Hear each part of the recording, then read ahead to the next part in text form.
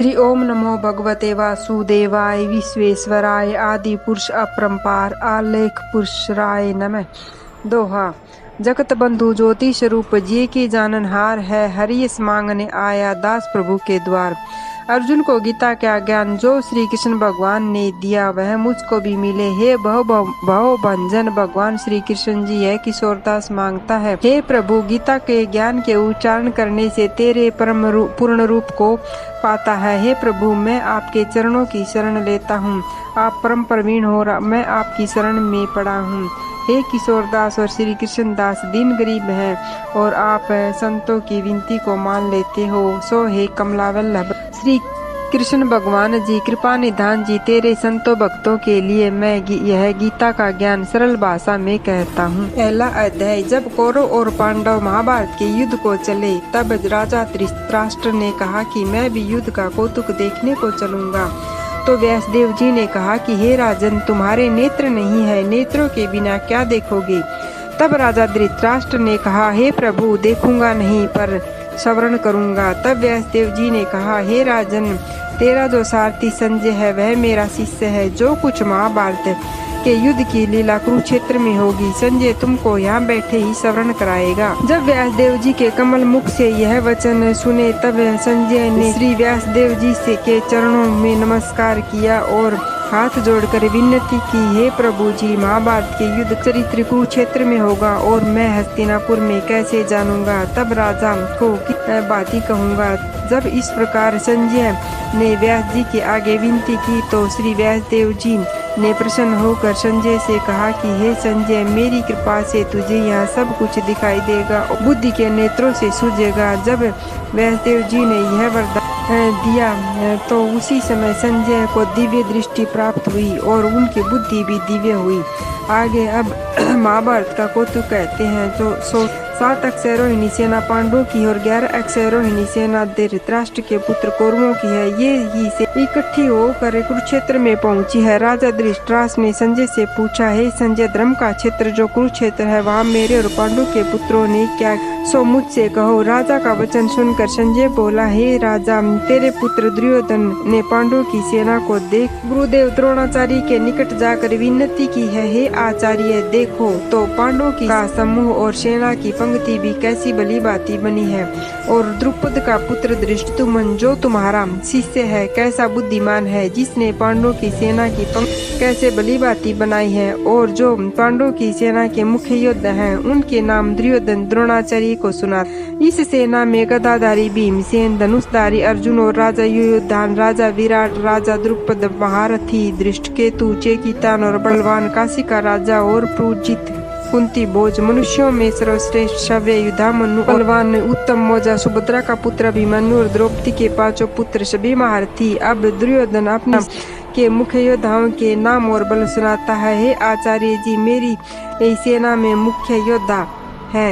हे ब्राह्मणों में श्रेष्ठ द्रोणाचार्य जी, उनके नाम सुनो। प्रथम तो आप और भीष्म जी हैं, कर्ण, कृपाचार्य जी, स्मिति, अश्वस्थामा, विकिरण और भूर्विश्रवा, जयद्रथ आदि से लेकर और भी योद्धा हैं जिन्होंने मेरे निमित्त अपना जीवन त्याग दिया है और जो अनेक प्रकार के शस्त्र धारण करने वाले हैं, युद्ध करने में बड़े चतुर हैं। हमारी 11 अक्षरोहिणी सेना और पांडवों की सेना 7 अक्षरोहिणी है। हमारी सेना के अधिकारी रक्षाकर्ता भीष्म और पांडवों की सेना का अधिकारी और रक्षाकर्ता भीमसेन है। अब दुर्योधन अपनी सेना से कहने लगे, जितने तुम हमारी सेना के लोग हो और सभी भीष्म की रक्षा करने वाले हो, अब जितने शस्त्र आने के मार्ग हैं उन सभी मार्गों से भीष्म की रक्षा करो। दुर्योधन के मुख से भीष्म आदि योद्धाओं ने यह वचन सुनकर उनको प्रसन्न करने के लिए कौरवों में जो बड़े वृद्ध भीष्म पितामह है उन्होंने प्रथम सिंह की तरह गरज कर अपना प्रतापवान शंख बजाया। इसके उपरांत दुर्योधन की सारी सेना ने शंख बजाए, भेरी, ढोल और रण बांधे, दमामे और गोमुख इत्यादि बजाए। सेना में अनेक प्रकार के बाजे एक साथ बजाए जिनका बड़ा भयंकर शब्द हुआ। अब पांडवों की सेना में जो बाजे बजाए उनको कहते हैं। प्रथम तो जिस रथ पर श्री कृष्ण भगवान विराजमान है उस बड़े रथ की सारी सामग्री कंचन की है और रत्नों से जड़ित है। जैसे वर्षा ऋतु का मेघ गरजता है वैसे ही रथ के पहियों की आवाज है, ऐसा रथ है। अब घोड़ों की शोभा कहते हैं, जैसे गौ का दूध होता है वैसा उनका रंग सुंदर रंग है, और जैसे कार्तिक का फूला हुआ कमल होता है ऐसा सुंदर घोड़ों का मुख है। और बहुत सुंदर है गर्दन जिनकी, सुंदर है कान जिनके, सुंदर है पूंछ जिनकी, श्रवण की घुंघरी की जलरेव है, और चरण में श्रवण के नपुर पड़े है। यह तो उन घोड़ों की शोभा है। और ऐसे सुंदर रथ पर सारथी भक्त वंशल सत्य स्वरूप आनंद कंद श्री कृष्ण भगवान जी विराजमान है, और योद्धा के स्थान पर अर्जुन भक्त विराजमान है। उन्होंने भी अपने अपने दिव्य शंख बजाए। प्रथम श्री कृष्ण भगवान ने अपना पांचजन्य नामक शंख बजाया, और देवदत्त नामक शंख अर्जुन ने बजाया, और पौंड्रुक नामक शंख भीमसेन ने बजाया। सो भीमसेन कैसा है, जिसका उदर भी बड़ा है और कमर भी बड़ी है।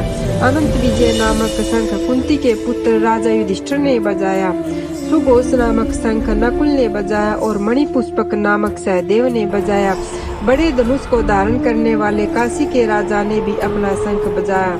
महारथी शिखंडी ने भी अपना शंख बजाया। धृष्टद्युम्न ने भी अपना शंख बजाया, और राजा विराट ने भी अपना शंख बजाया। और जो अजित, जो किसी से जीता न जा सके, ऐसा जो सत्य की यादव है, उसने भी अपना शंख बजाया। और राजा द्रुपद ने भी अपना शंख बजाया, और द्रौपदी के पांचों पुत्रों ने भी अपने शंख बजाए। और जितने भी पांडवों के सेना के राजे थे, सब ने अपने शंख बजाए। और हे महाबाहु सुभद्रा के पुत्र अभिमन्यु ने भी अपना शंख बजाया। इन सब ने अपने भिन्न भिन्न शंख बजाए। उन शंखों के शब्द को सुनकर धृतराष्ट्र के पुत्रों के हृदय विदीर्ण हुए, अर्थात फट गए। धरती और आकाश नाद से भर गए। उसके उपरांत धृतराष्ट्र के पुत्र की सेना अर्जुन ने देखी। जब दोनों ओर की सेना के शस्त्र चलने लगे, तब अपने धनुष का सिर उठाकर ऊपर उठाकर पांडव अर्जुन ऋषिकेश श्री कृष्ण भगवान से बोले, हे आयुष अविनाशी पुरुष, मेरा रथ दोनों सेनाओं के बीच में ले जाकर खड़ा करो, तब मैं भी देखूं कि हमारे साथ युद्ध करने को कौन कौन आए हैं। महाभाव, प्राण और धन का मोह त्याग कर जो आए हैं, उनको मैं देखूंगा। धृतराष्ट्र से बोला, हे राजन, ऋषिकेश श्री कृष्ण भगवान ने अर्जुन ने जब यह वचन कहे, तब भक्त वंशल गोविंद ने घोड़ों को हाँक कर अर्जुन का रथ दोनों सेनाओं के बीच भीष्म और द्रोणाचार्य के सम्मुख ले जाकर खड़ा किया। श्री भीष्म द्रोणाचार्य के दाएं और बाएं और भी योद्धा थे। तब श्री कृष्ण भगवान अर्जुन से बोले, हे अर्जुन, तेरा रथ मैंने कौरवों की सेना के सम्मुख खड़ा किया है, इनको देख। तब अर्जुन ने कौरवों की सेना में बहुत योद्धा देखे, पितामह देखे, गुरु देखे, मातुल देखे, मामा देखे, पुत्र देखे, पौत्र देखे, सखा देखे, ससुर देखे और मित्र देखे। दोनों सेनाओं में अपने कुटुंबी देखकर अर्जुन को बड़ा ही दया उपजी, और तब अर्जुन दुख के साथ ही श्री कृष्ण भगवान से बोले। अर्जुन श्री कृष्ण भगवान से कहने लगे, हे श्री कृष्ण, इस सेना में मैंने सब अपने भाई बंधु और कुटुंबी ही देखे हैं जो युद्धारण में आए हैं। उनको देखकर मेरा मन बहुत दुख पाता है, और मेरा मुख भी सूख गया है, मेरी देह भी कांप रही है, और सब शरीर में भी पसीना आ गया है। मेरे रोम रोम खड़े हो गए हैं, और गंडी धनुष मेरे हाथ से गिर रहा है, और त्वचा भी जल रही है। मैं खड़ा भी नहीं हो सकता हूँ, और मेरा मन भी भ्रम में पड़ गया है। और हे केशव, मैं सपन भी बुरे देखता हूँ, मैं ऐसा निमित्त भी नहीं देखता हूँ। यह विपरीत युद्ध है। हे केशव जी, इस युद्ध में भाइयों को मारने से मैं अपना कल्याण भी नहीं देखता हूँ। हे श्री कृष्ण, मैं अपनी जय भी नहीं चाहता हूँ, और मुझको राज्य की भी इच्छा नहीं है, और न ही सुख की है। हे गोविंद, ऐसा राज्य किस काम का है, और राज्य के लोभ किस काम के हैं, जिसके सुख के निमित्त कुटुंब के लोगों को मार कर राज मिलेगा। वहाँ सभी कुटुंब के योद्धा लोग प्राण और धन का मोह त्याग कर बुद्धि के निमित्त खड़े हैं। सो यह कौन है? गुरु है, पितामह है, पुत्र है, तात है, ससुर है, पौत्र है, साले और संबंधी है। हे मधुसूदन, इनको मारने की मुझको इच्छा नहीं है, इन पर मुझको दया आती है। हे धरती के धारण हारे श्री कृष्ण भगवान जी, मैं इनको मारकर त्रिलोक का राज्य पाऊं तब भी नहीं मारूंगा। भूमि के राज्य की तो बात ही कितनी है। हे जनार्दन, धृतराष्ट्र के पुत्रों को मारने से हमारा कल्याण नहीं, किंतु इसके विपरीत होगा। इनके मारने से हमको बड़ा पाप लगेगा। यद्यपि यह महापापी है तो भी मारने के योग्य नहीं है। हे प्रभु जी, यह सभी पूजा के योग्य है, और भेंट के योग्य है, मैं इनको नहीं मारूंगा। हे माधव, सज्जन भाई बंधु कुटुंब, इनको मारने से सुख कहाँ और मुक्ति कहाँ। यद्यपि के राज्य के लोभ में इनकी बुद्धि भ्रष्ट हुई है। हे धृतराष्ट्र के पुत्र, जो कुछ कुल को नष्ट करने से दोष उपजते हैं, जो कुछ मित्र के साथ कपट करने से दोष उपजते हैं, इनको नहीं समझते हैं, सो क्या इनकी है। मैं भी नहीं समझता हूँ। जो कुल के नष्ट करने से पाप लगते हैं, उन पापों को भली भांति जानता हूँ। अब पाप कुल के नष्ट करने से लगते हैं, उन पापों को अर्जुन भली भांति कहते हैं। हे जनार्दन, कुल का नाश करने से कुल के पुराने धर्म चले आए हैं, उन सभी का नाश हो जाता है, और कुल के धर्म के नष्ट हो जाने से कुल की स्त्रियां दुराचारणी हो जाती हैं। जिन स्त्रियों के वर्ण संकर संतान अर्थात प्राय पुरुष की संतान उपजती है, अब वर्ण संकर संतान हुई तब पिंड और जल पितरों से पहुँचने को रह गया, और जिनके पितर स्वर्ग से गिर पड़ेंगे। इस कारण से हे यदुवंशियों में श्रेष्ठ श्री कृष्ण भगवान जी जितने कुल को नष्ट किया है और जितने पाप किए हैं, सो यह सब पाप कुल का नष्ट करने वाले के सिर पर होते हैं। फिर वह मनुष्य उन पापों का क्या फल पाता है, सो सुनो। वह प्राणी सदा नरक भोगता है, न्याय शास्त्र में मैंने श्रवण किया है।